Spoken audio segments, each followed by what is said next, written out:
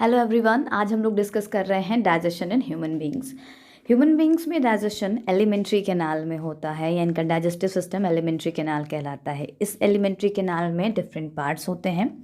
पहला पार्ट है oral cavity, buccal cavity या माउथ। सेकंड है फेरिंग जो एक पैसेज वे की तरह काम करती है। थर्ड है oesophagus. Then fourth one is stomach. Fifth is the small intestine and the sixth one is large intestine. पहला पार्ट जो हमारे एलिमेंट्री कैनाल का है वो है माउथ।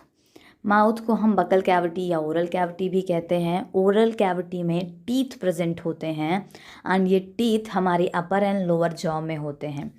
हमारे टीथ डिफरेंट टाइप्स के होते हैं। डिफरेंट टाइप्स के दैट मीन्स हमारी माउथ में 4 टाइप्स के टीथ होते हैं। Incisor, canine, premolar and molar. So आप इनको लर्न करने के लिए एक सिंपल सा फॉर्मूला याद रखिए, ICPM 2123/2123। सो ICPM 2123 ये आपका डेंटल फॉर्मूला है ह्यूमंस का। इन टीथ का फंक्शन है हमारे फूड को च्यू करने में एंड उसको ग्राइंड करने में हेल्प करते हैं। एंड हमारे माउथ में ओरल कैविटी में सैलिवरी ग्लैंड लोकेटेड होती है। ये सैलिवरी ग्लैंड रिलीज़ करती है एक एंजाइम कॉल्ड सलाइवा और सैलिवरी अमाइलेज। अर्लियर इसका नाम टाइलिन था, सो उसको टाइलिन भी कहा जाता है। सैलिवरी ग्लैंड जो ये एंजाइम रिलीज़ करती है, ये एंजाइम ब्रेक करता है स्टार्च को इनटू मैल्टोज।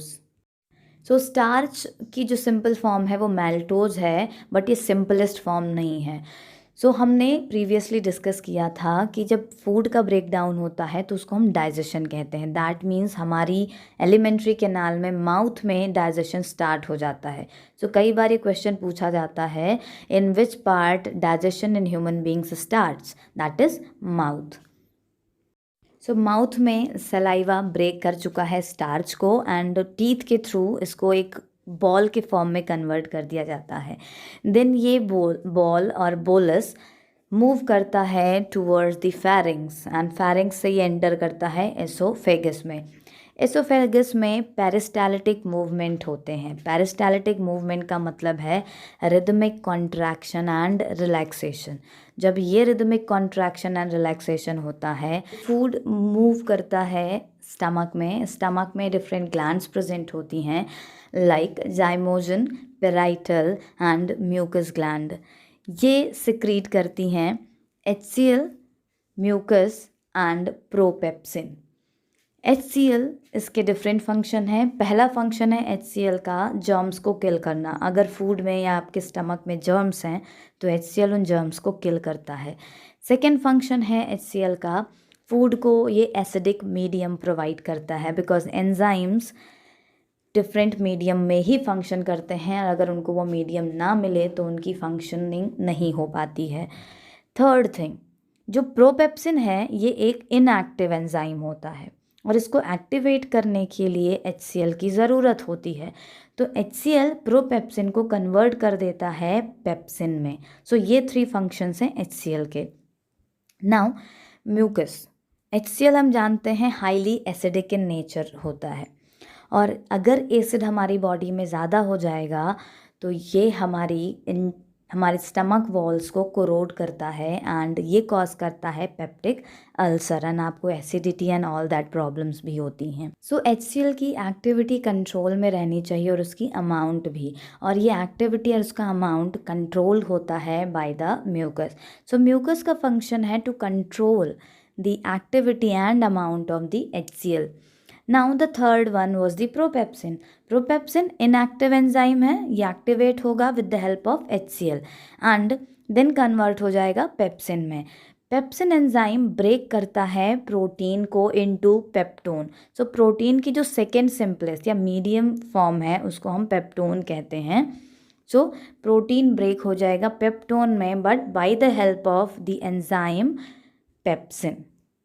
एंड स्टमक में एक और एंजाइम प्रेजेंट होता है दैट इज लाइपेज, ये ब्रेक करता है लिपिड को। नाउ जो स्टमक में फूड है इसमें HCl मिक्स हो गया है और इसकी वजह से ये फूड एसिडिक हो गया है और एसिडिक फूड को हम काइम कहते हैं। Now this chyme from the stomach moves to the small intestine. Small intestine में 3 पार्ट्स होते हैं. पहला पार्ट कहलाता है डिओडेनम, दूसरा है jejunum and third is the ileum. So first of all जो डिओडेनम होता है यहाँ पे एक ओपनिंग होती है. ये ओपनिंग 2 ग्लैंड्स के कलेक्टिव सिक्रीशंस को रिलीज करती है and these 2 glands are liver gland and pancreas.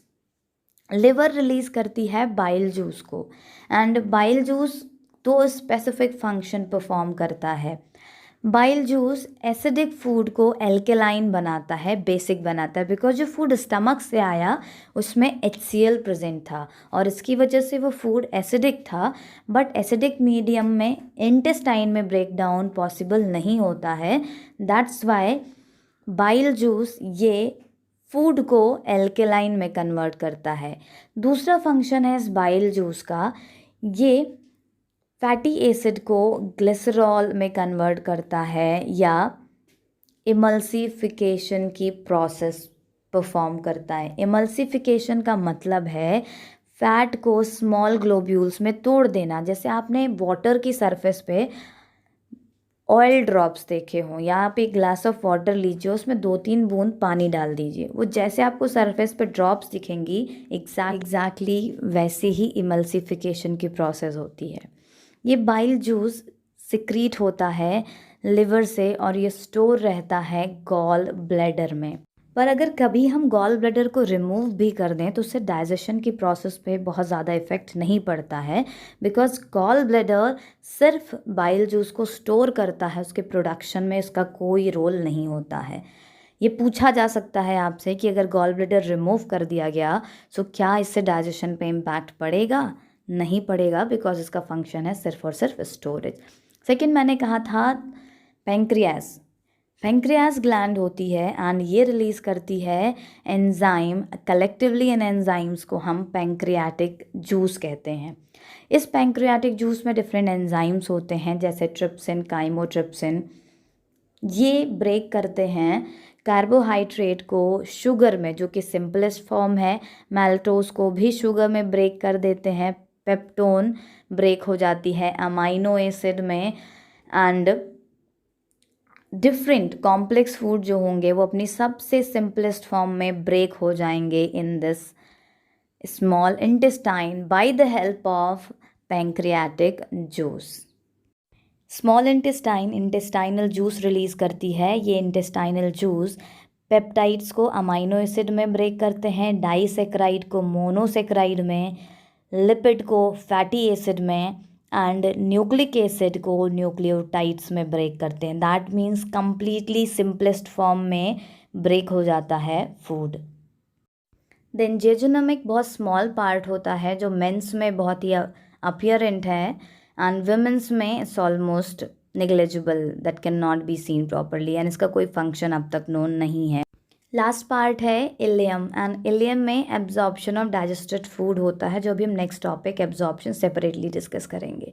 So digestion start हुआ था माउथ में एंड डाइजेशन एंड होता है स्मॉल इंटेस्टाइन में. ये आपसे पूछा जा सकता है where digestion start and where complete digestion अगर. सो कंप्लीट डाइजेशन होता है स्मॉल इंटेस्टाइन में या स्पेसिफिकली हम कह सकते हैं इलियम में. After complete digestion and absorption ileum से अनडाइजेस्टेड फूड मूव करता है into the large intestine. Large intestine में 2 पार्ट्स होते हैं या 2 पार्ट्स में डिवाइड होता है. 10th में अभी हमें बेसिक थिंग्स पढ़नी है, तो मैं डिटेल में नहीं जा रही हूँ. सो इसमें 2 पार्ट्स होते हैं, कोलन एंड रेक्टम. जो कोलन होता है वो एब्जॉर्ब करता है वाटर, बिकॉज वाटर हमारी बॉडी में 70% वाटर होना ही चाहिए. सो जो वाटर होता है उसको एब्जॉर्ब कर लिया जाता है कोलन में and then undigested food rectum में प्रेजेंट पास कर दिया जाता है या प्रेजेंट रहता है.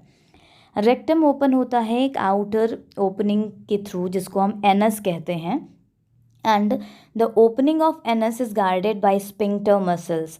स्पिंक्टर मसल्स वो हैं जो बाउल मूवमेंट को या एनल मूवमेंट को कंट्रोल करते हैं और आपके रेजिडुअल फूड मटेरियल को या फेकल वेस्ट को आपकी बॉडी से रिमूव करने में हेल्प करते हैं.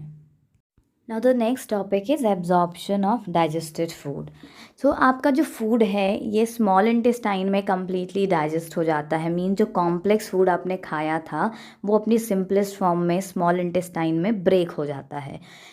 देन इसमें न्यूट्रिएंट्स होते हैं जो आपकी बॉडी को रिक्वायर्ड हैं, इसी के लिए तो हमने खाना खाया था, इन्हीं न्यूट्रिएंट्स के लिए। सो इनको कोई मैकेनिज़्म होनी चाहिए इसके थ्रू हम इनको एब्जॉर्ब कर सकें। सो हमारे स्मॉल इंटेस्टाइन का जो थर्ड पार्ट है इलियम, इस इलियम में फिंगर लाइक प्रोजेक्शंस होती हैं, वो फिंगर की तरह दिखती हैं एंड ये मिलियंस इन नंबर होती हैं। इन फिंगर लाइक प्रोजेक्शंस को हम विली कहते हैं। विली हाईली क्वाइल्ड होती है ब्लड कैपिलरीज से, उसके आसपास ब्लड कैपिलरीज होती हैं जो blood capillaries surface area of absorption बढ़ाती हैं। विली का फंक्शन है डाइजेस्टेड फूड को एब्जॉर्ब करना और इसके अराउंड ब्लड कैपिलरीज होती हैं, इसीलिए जो एब्जॉर्प्शन होती है वो बहुत फास्ट हो जाती है। तो आपके बोर्ड में क्वेश्चन पूछा जाता है how the small intestine is designed to absorb digested food. Answer: they have villi which has blood capillaries which increases the surface area for the absorption of food. So ये absorption किन किन चीज़ों का करती हैं? फर्स्ट मोस्ट इम्पॉर्टेंट थिंग, ये glucose को absorb करती हैं, एक्स्ट्रा अमाउंट ऑफ वाटर को रीएब्जॉर्ब करती हैं, एज वेल एज ये एब्जॉर्ब करती हैं फैटी एसिड को, ये एब्जॉर्ब करती हैं न्यूक्लियोटाइड्स एंड न्यूक्लिक एसिड को।